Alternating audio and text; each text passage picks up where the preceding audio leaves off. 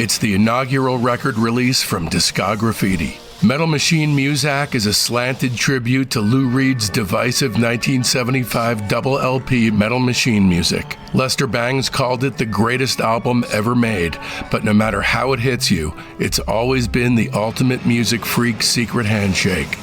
My ambient reimagining features 4 16-minute 1-second tracks, just like the original, and each one was created by a top-shelf indie rock visionary. Lou Barlow from Dinosaur Jr. and Sebadoh, Corey Hansen from Wand, W. Cullen Hart from the Olivia Tremor Control, and Mark Robinson from Unrest.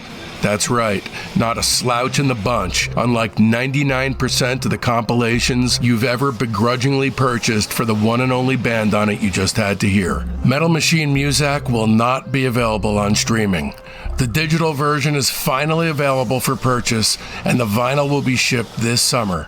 Pre-orders for the LPs are available now, but they're going fast. They're being produced in a very limited edition run of 300 numbered 180-gram metallic silver double LP gatefold copies, only 100 of which can be ordered online. These copies will be numbered from 1 to 100, and they're first come, first served. To order either the digital or the vinyl, just head over to patreon.com/discograffiti/shop. Again, that's patreon.com/discograffiti/shop. Don't miss out on Metal Machine Muzak, the ambient experience designed to make Brian Eno run screaming. I mean, I totally believe in the right to put or not put anything we want in our body. You've made that definitively clear through the years. Okay, I just wanted to clear that up. Yeah. That's we can move on from that.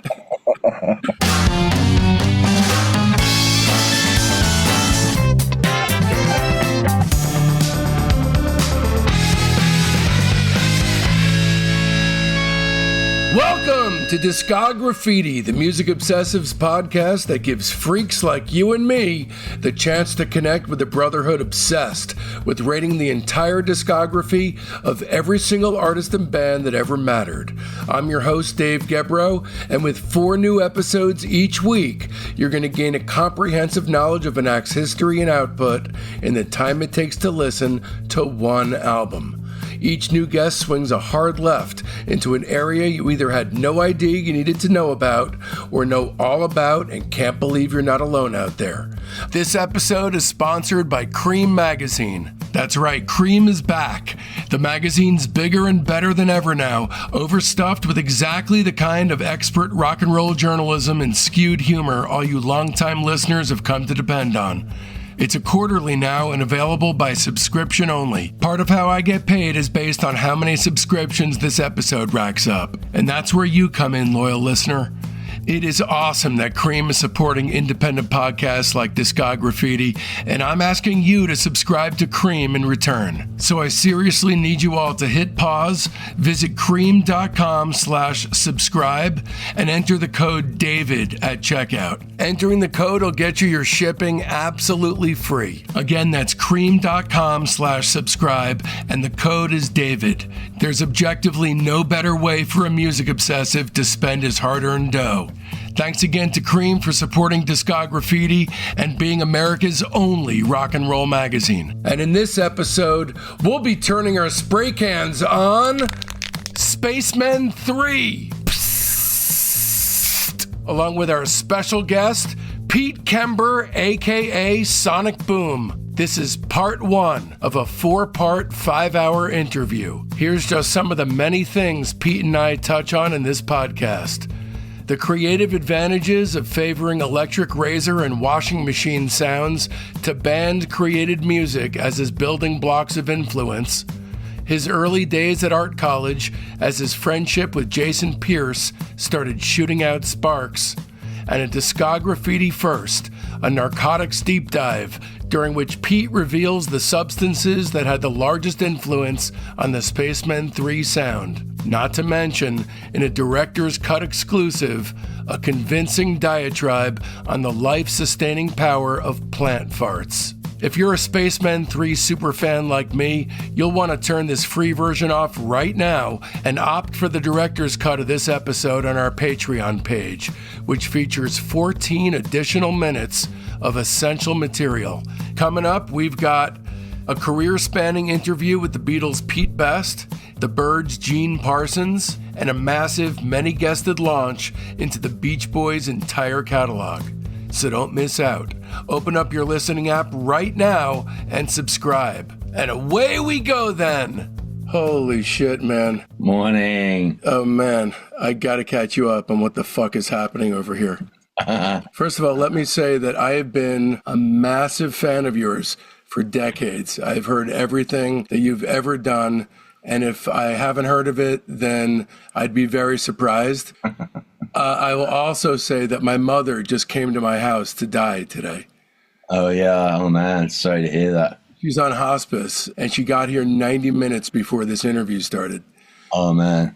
So I've been listening. I mean, when I say that I've been preparing for this interview, like a lot, I mean like a lot. I mean, many, many, many hours. Okay. And I'll get to it in the interview, but I want to say that for the first time, all of the metaphorical ego death leanings of your lyrics are starting to feel literal to me, and I'm starting to experience them as hospice music in a sense. And It's been a mind-blowing experience going through your catalog again, because I'm hearing it in a very different way now. Nice. One of my things with taking drugs was that whilst of course, you can be looked at as a self-indulgent thing to do, it was always about bringing back that experience and trying to encapsulate it in music, that other people could maybe get a sense of that without ever having to take drugs. Yeah. Or as an adjunct, if they did want to take drugs. I mean, I totally believe in the right to put or not put anything we want in our body. You've made that definitively clear through the years. Okay, I just wanted to clear that up. Yeah. That we can move on from that.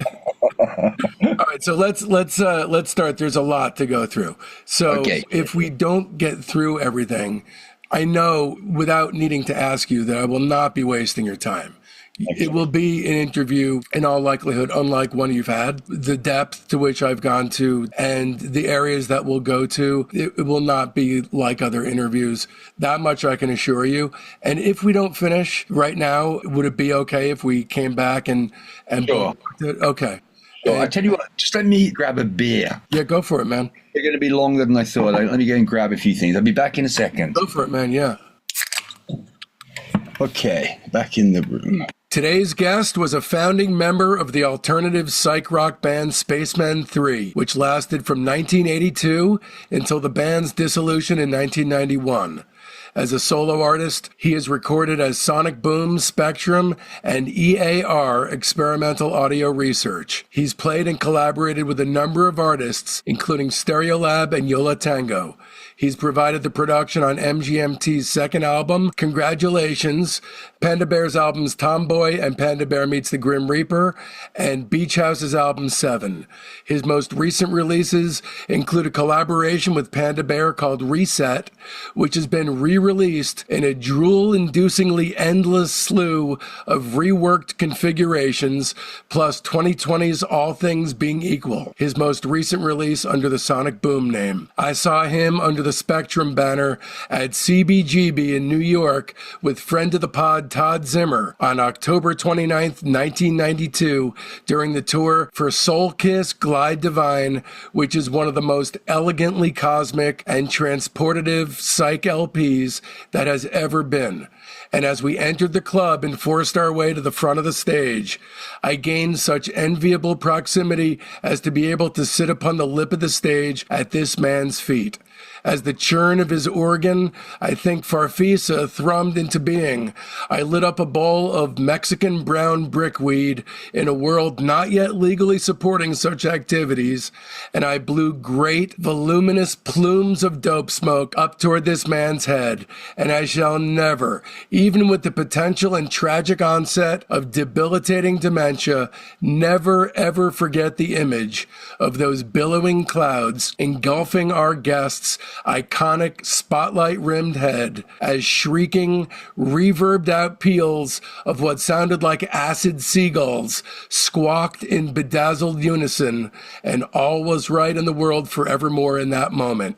Lads and ladies out there relaying parables out in the yonder reaches of arable land, it's the Phil Spector of acid, the man whose wall of sound pulsates and breathes like an organic living thing, most recently on November 22nd, 2024, on his psychedelicized holiday collection with Dean and Britta entitled A Piece of Us, not to mention so aptly providing the soundtrack to my mother's hospice-induced adventure into the next stage of her being, for which I'll truly forever be grateful. Would you please welcome to the hallowed halls of Discograffiti the mainliner himself, the one and motherfucking only Pete Kember, A.K.A. Sonic Boom. Wow. Hey, how you doing? Thank you for coming on. I've been looking forward to this happening for quite a long time. Thank you. Yeah, thanks for having me. Do you remember that show, by the way, the CBGB show? Yeah, I do. Do you remember that asshole blowing dope smoke up at you from the lip of the stage? Well, no, I don't. But that wouldn't have been an unusual. I mean, if people wanted to smoke weed at a show back then, they would usually head towards the front. I discovered a few days ago that it's actually, the show itself is on YouTube. And I don't see me, but I see the clouds of weed smoke that I'm blowing at you. You can see the fucking clouds on YouTube. So it's October 29th, 92. And, you opened up with Transparent Radiation, which is one of the great cover versions of all time. So what I had alluded to before, and I told you, the circumstances behind this recording are, a little bit nuts. 90 minutes before this interview began, my mother, who's been hospitalized now for a couple of weeks, and I've been living in the hospital, she's now upstairs, and this is day one of home hospice for her.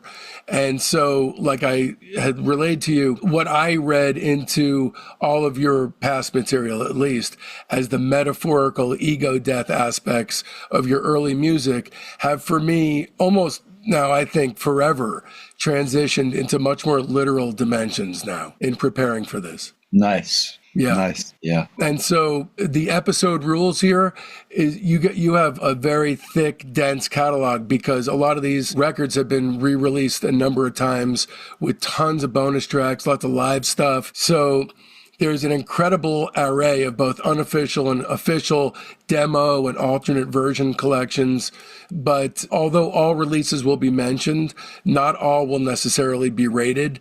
Although I have ratings for everything, not everything needs to be thrown out there. Did you have star ratings for everything? I'll be able to give you them. How many stars is it? It goes up to 5, and fractions are encouraged. Okay. So let's first start with this, what you guys mean to me. So you guys are a massive, major band for me. Major band. So I had never heard of you. I remember being at Boston University and walking down from 700 Commonwealth Avenue down to Strawberries, which used to exist in Kenmore Square. I walked in, I saw the cover for Perfect Prescription, and I said, this looks fucking amazing.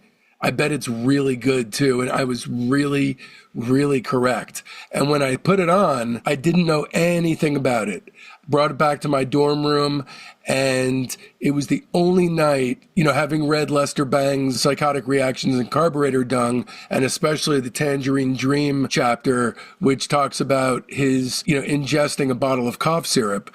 It was the only night I ever drank a bottle of cough syrup, and it was the first time I ever heard your music. And I put on a strobe light and listened to the entirety of the record, and I was just an emphatic fan. And I'm going to say it at the front of the episode that my favorite thing you've ever done, and I've actually done an episode just on this album, is Soul Kiss Glide Divine. I think it's one of the most unheralded records for how good it is versus how much ink it gets. I think it's a masterpiece that should be talked about as being up there with all the rest of the greats. Adulation aside, let's introduce the characters in today's episode. Although you and Jason Spaceman, A.K.A. Pierce, were the only members common to all lineups of the band, we also have Tim Morris, Pete Bain, Natty Brooker, Sterling Roscoe Roswell, Will Carruthers, Johnny Maddock, and Mark Raffoy. Richard Formby, that's right. I'm recurring. And there's some other people. Sean Cook, I think, plays... Oh, no, that's on my solo records. There's other people who played... I'm trying to remember the name of the guy who played trumpet on Feels So Good, on Perfect Prescription. But there were a few other people who played with us or played on records. The Jazz Butcher, for sure, right. Plays saxophone on some records. Owen did the strings for Transparent Radiation, but never really part of the band, though, right? No.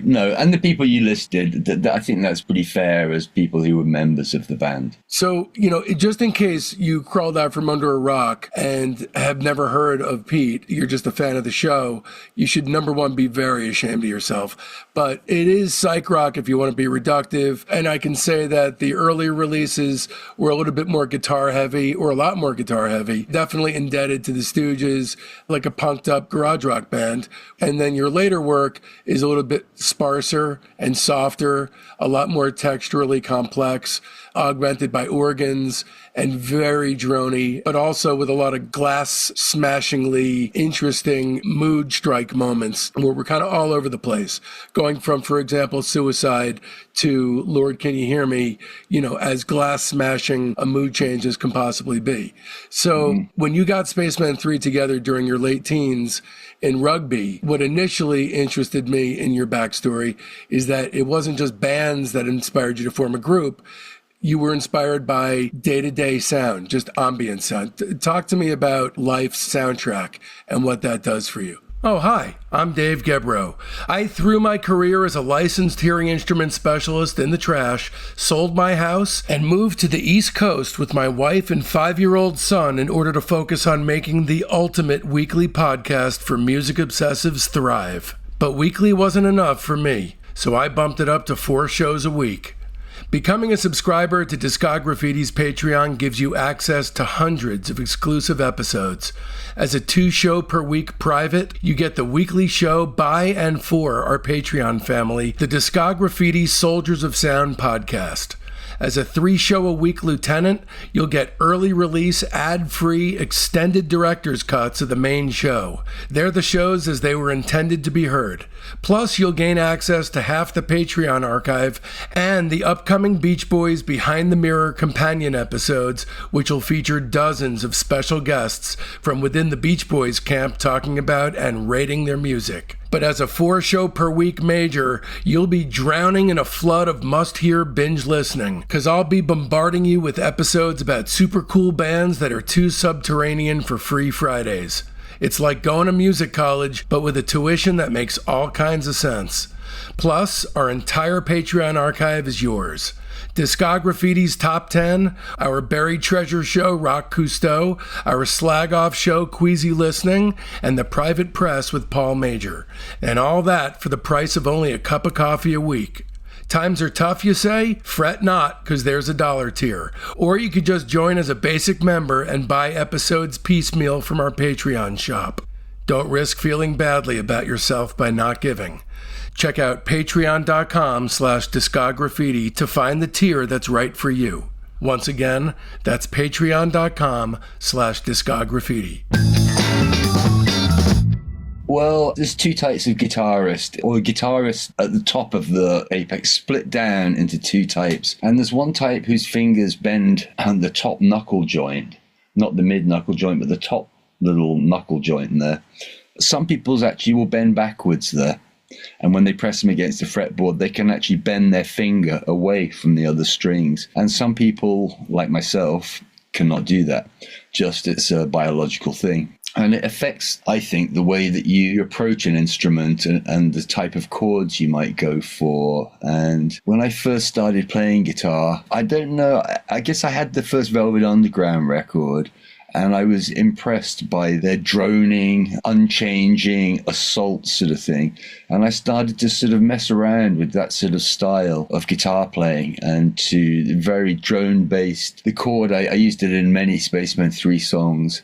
It has 3 E's, a B, and then I mute the G string. I mute with my finger. I just stop it from ringing at all. So it's a 5-string with 3 E's and 2 B's. So it's essentially a type of power chord. But I was very into this sort of sitar-esque sounding, interplay between the strings. And I always liked that sort of thing. I liked it a lot from people like Brian Gregory's as well, the way from the Cramps, the first Cramps guitarist, who would do these sort of sheets of sound. And it was really not about any real solos or anything, but just sheets of sound. And it really sort of impressed me. And you were asking about, obviously, like Sonic Boom, the name is from something that you used to hear. You used to hear jets going over, military jets usually, that would break the sound barrier as they went over. So you'd hear the sonic boom and the crack. And I always really liked that. I always liked the concept of this thing that sort of was a rolling wave that you only heard for a moment, but everyone else was hearing it afterwards. And I know Jason was particularly good at skiving off of college, even better than I was. But on many of the days where I would skive off as well, I would just go to his house because I knew he'd be home because he never really went to college anyway. So I would get off the bus by his house and we'd sit around and listen to the Stooges. Jason was the first person that played me the first 2 Stooges albums. He didn't have many records, but he had what he had were really good ones. And he shared a room with his older brother. And I remember Jason playing guitar and his brother shaving one day with an electric razor. And I was like, that is a sound. That's something to aspire to. So yeah, I do like real world concrete sounds in a pop environment, let's call it, a rock environment. And you love passing cars, right? Motor engines, washing machines. Yeah, particularly in the wet. I like passing cars in the rain or just after it's rain when there's no actual rain sound, but you get this sort of phasing from the tires throwing water as they go and the sort of Doppler shift of it as it moves. And tram lines as well. San Francisco is particularly, or used to be, I haven't been for some years now, but sometimes when trams, I don't know exactly what it is, they turn a corner or something and it makes the tram line oscillate and splash and you get this sort of sound shooting along the street. And yeah, I love sounds like that. Yeah. Was this something that you adopted early on? I know that you have a musical philosophy which you, I believe, have held pretty fast and true to the present day, which is 1 chord best, 2 chords cool, 3 chords okay, 4 chords average, right? Yeah. Well, we used to say 3 chords good, 2 chords better, 1 chord best. Yeah. So, was this from the very beginning? Because I know that music came a little bit later for you, right? Like 10 or 11 years old. From the very beginning, would you just sit and listen to drones? Or did it evolve into something like that and get pared down on your journey to finding that reductive kind of one-note thing? Well, there isn't that much drone music in Western music. And, for what I had access to and on my budget, there really wasn't much. But I was always very happy when I found it. And, of course, the Stooges had that. The Velvet Underground had that. But not many people did. But I started realizing a lot of the songs that I really loved that I was never particularly, I wasn't very musically able to figure out. And sometimes, I'd ask my friend and they'd say, they're only playing 2 chords or they're only playing 3 chords. And I go, something about this I really love the way it is. Transparent Radiation is a good one that I think sort of cleverly disguises how few chords there are in it. But it doesn't actually happen with Transparent Radiation. That doesn't have a drone note. But my favorite chord progressions, the 2 and 3 chord progressions, they have one note that's in common with all 3 chords. And that's where I come in. That's the drone spot. I like a study in limited resources. If you have 100 weapons, I argue it's best to pick 1 or 2 and focus on them. In Spacemen 3, each member of the band only had 1 guitar pedal. which nowadays would be seen to be psychedelic in itself, because most people have arrays of guitar pedals.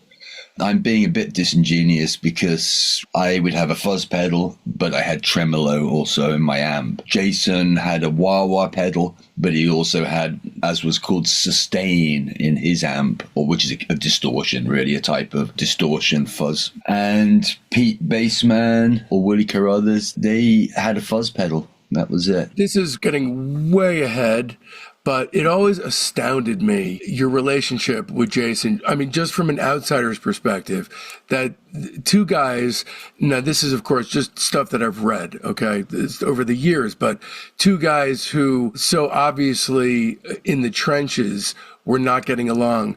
But both guys, there's such a focused appreciation of one type of sound that you couldn't find two people who were more alike in their sonic appreciation, but yet could just not work together.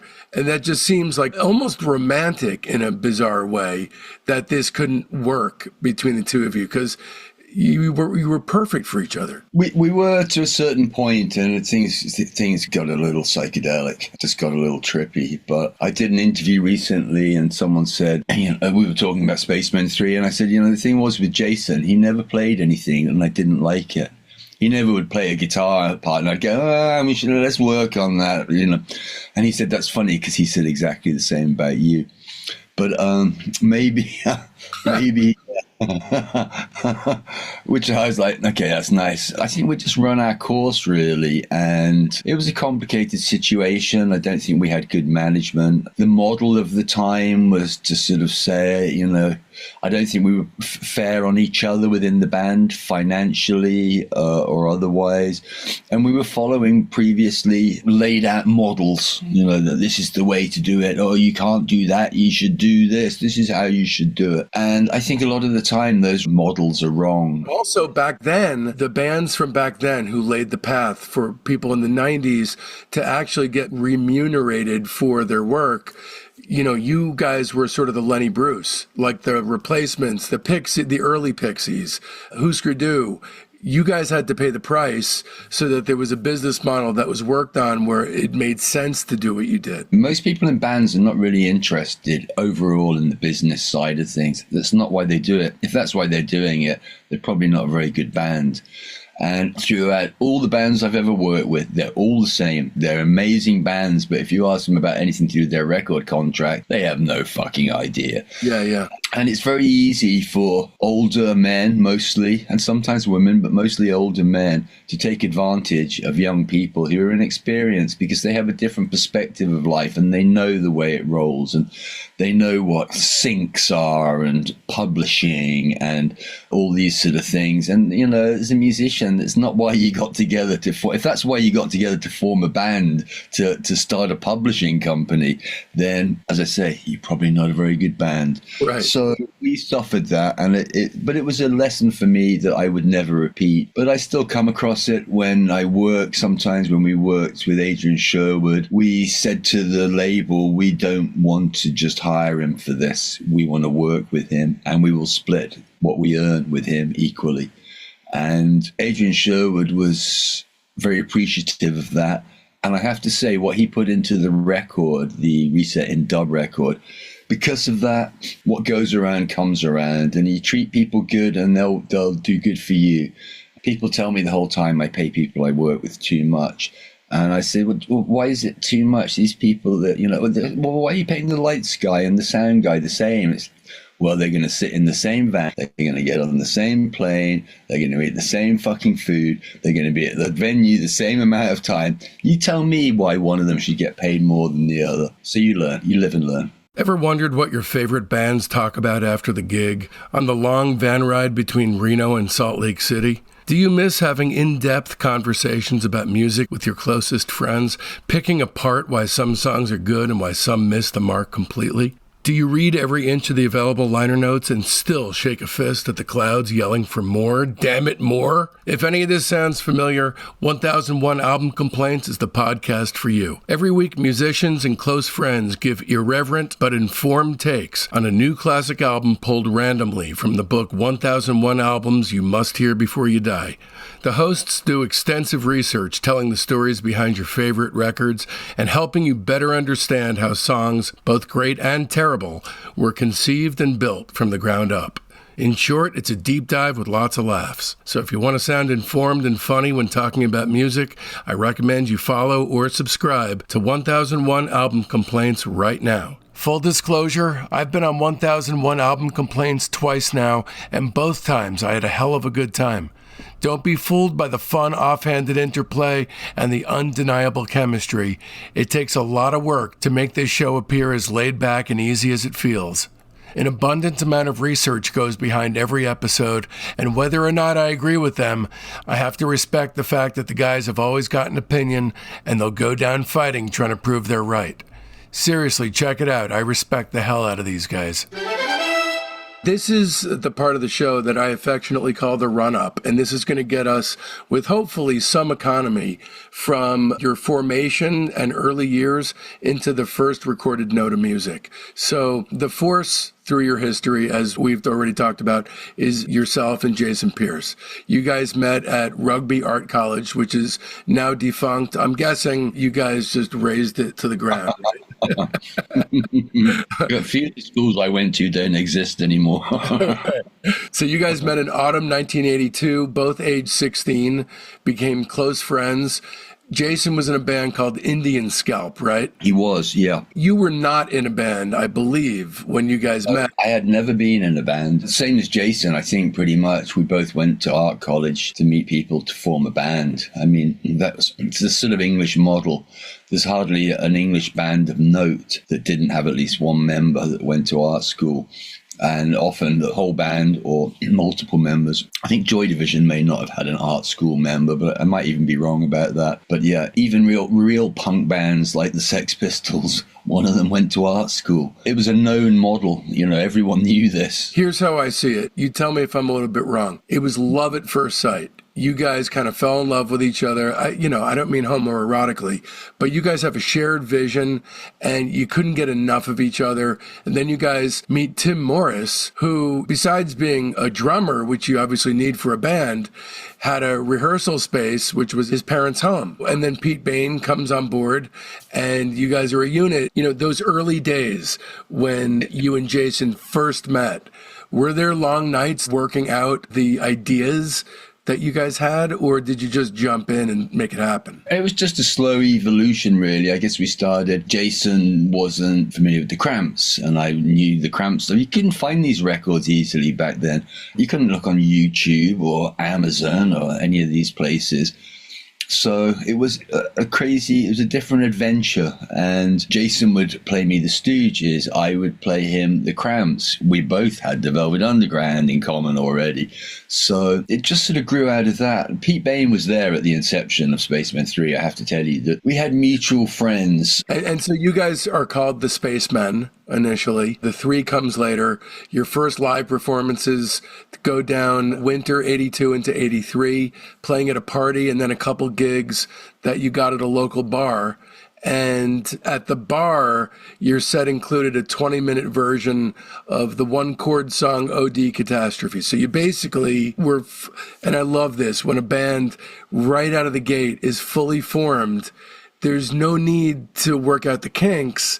You're just trying on different suits, but it's all there. Well, the first rehearsal we had no idea. Jason was a proficient and a good guitar player. He played nice guitar, and he was in a gothic band, essentially, a sort of post-punk band called Indian Scalp, who had they had a powerhouse of a drummer. I mean, the whole band was had it together. Jason's guitar was really... He had a nice style to it. Had a strange sort of mix of funk and the Stooges. He was using some power chordy type shapes and stuff. But the first time we decided to try and do the Spacemen, the first rehearsal, we knew straight away that there was something there. We were surprised because, I mean, I had very mediocre guitar skills. Pete Bain pretty much, started being a bit more serious about playing an instrument because of it. Tim was pretty proficient and Jason was proficient. So it was an interesting meld, but we knew straight away that we had something. I think I remember just looking at each other after playing the first stuff and going, wow, straight out the gate. But then back then we had more some sort of Crampsy type stuff, which the only song that ever really remained from that in our set was 235. Love that stuff. Dang, dang, dang, dang, dang, dang, dang, dang, dang.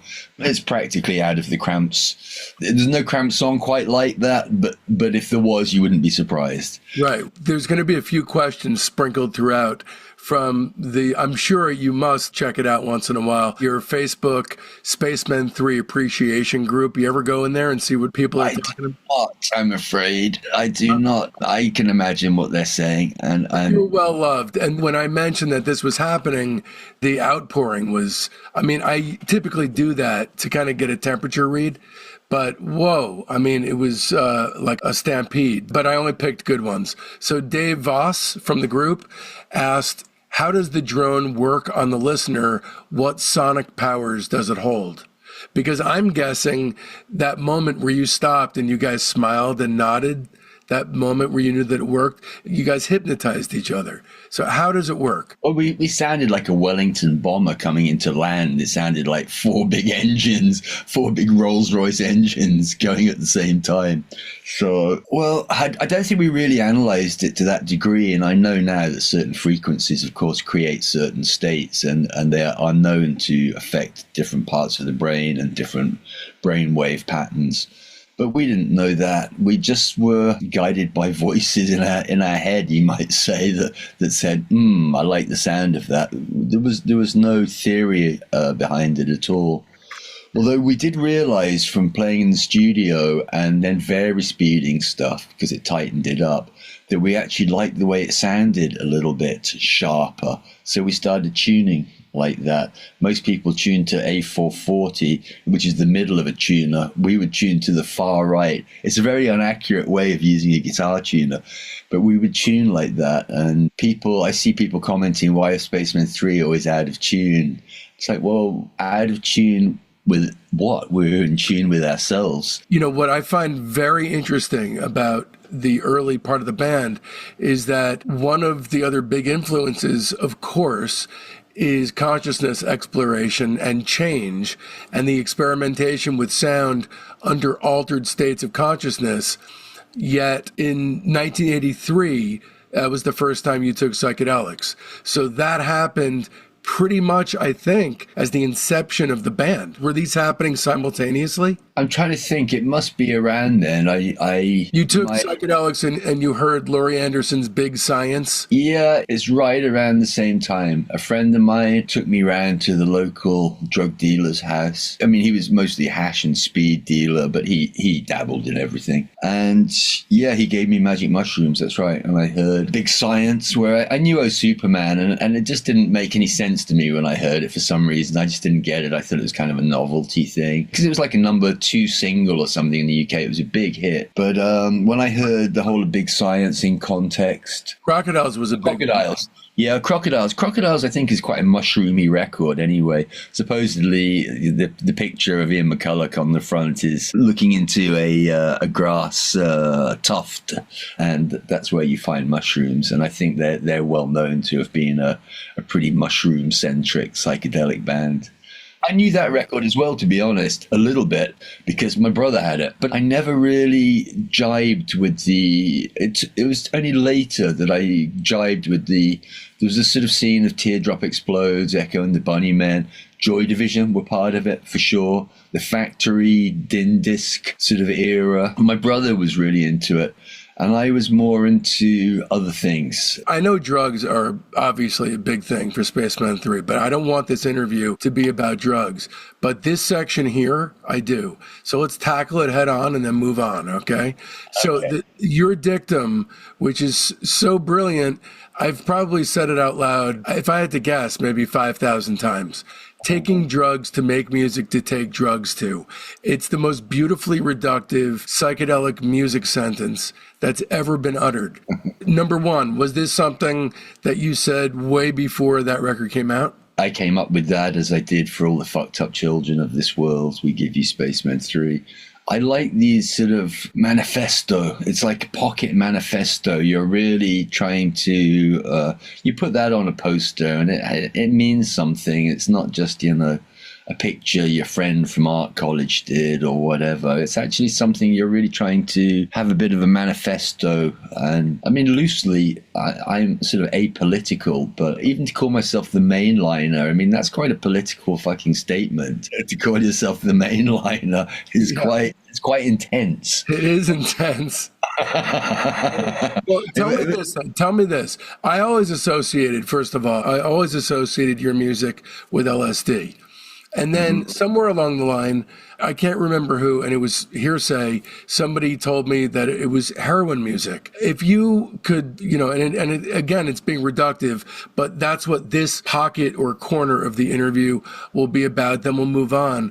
What drug specifically would you most associate it with the band? This episode is brought to you in part by Bespoke LA. Located in the Fairfax district of Los Angeles, Bespoke LA is the modern podcaster's dream come true. It's got 2 podcast pods available, one with audio only and the other with both audio and video. Just think, you can start your own podcast tomorrow without investing a single penny in equipment. What, you don't have experience editing? Don't even sweat it. For an additional fee, Bespoke LA can edit your podcast. Or not, it's entirely up to you.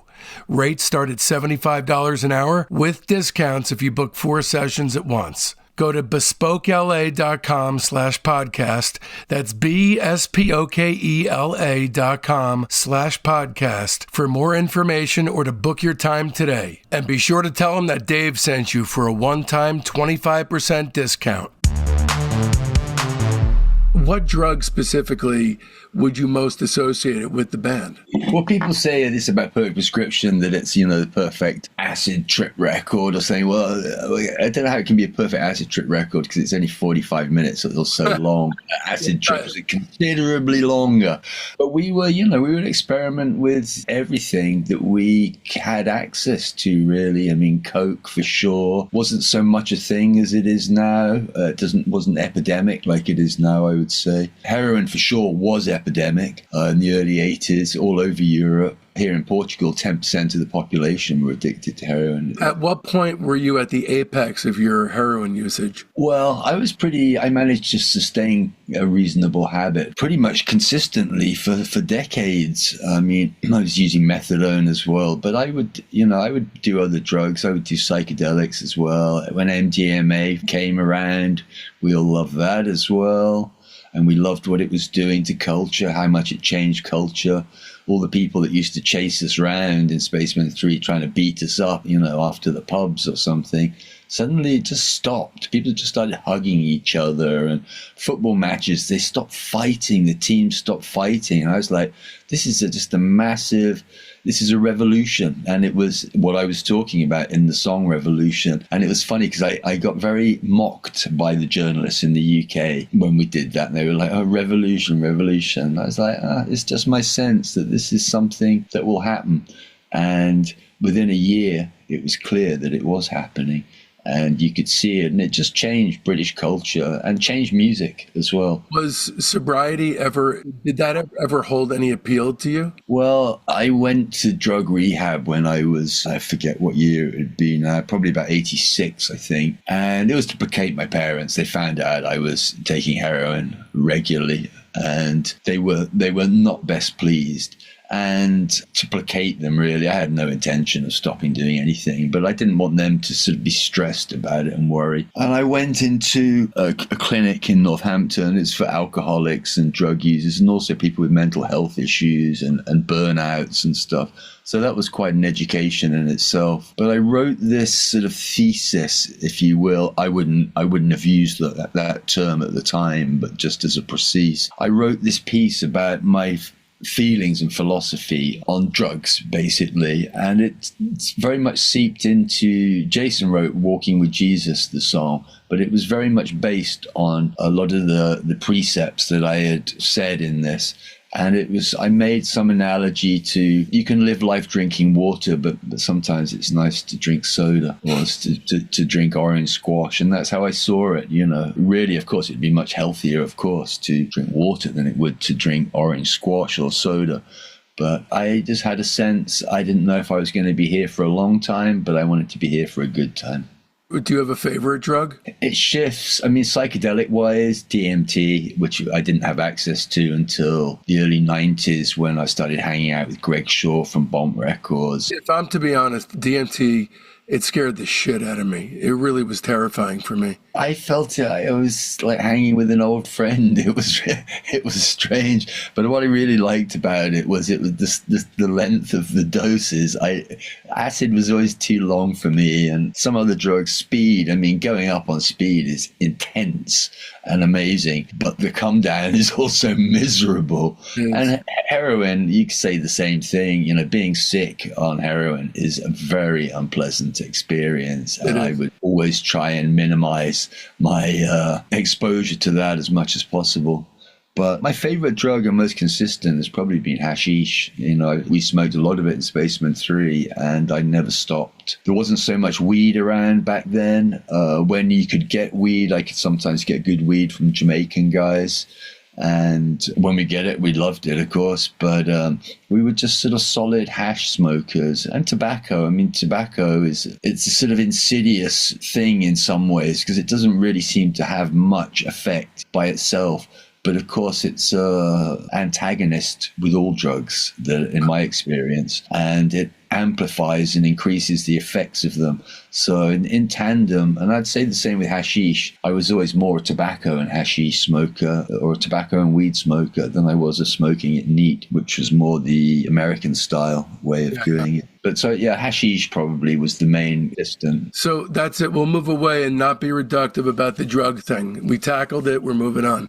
In autumn 1983, Jason finishes up at Rugby Art College and starts attending art school in Maidstone, Kent. So Bain and Morris leave and join a new band called The Push because not everyone knows that they're in the right place at the right time. That doesn't happen for everyone. I would agree with you on that, I think. Yeah. So that's when Natty comes on board, and you guys continue without a bassist, and you guys are a trio, and you change your name to Spacemen 3.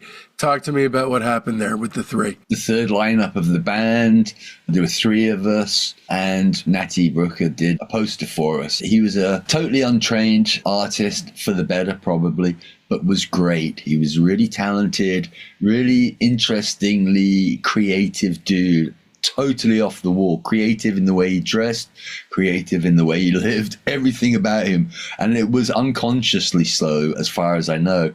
Yeah, it was for no other reason than that's the way he wanted to live his life. And he was a really kind of special, unique character in many ways. But he did a poster for us as Spacemen, where we still had the syringe logo with the plunger and the needle on it, on the writing Spacemen. And it said, "Are your dreams at night 3 sizes too big?" with a big number 3 in the middle of it. And we realized it was like a really great logo. It was sort of somehow we liked the whole vibe of the 3.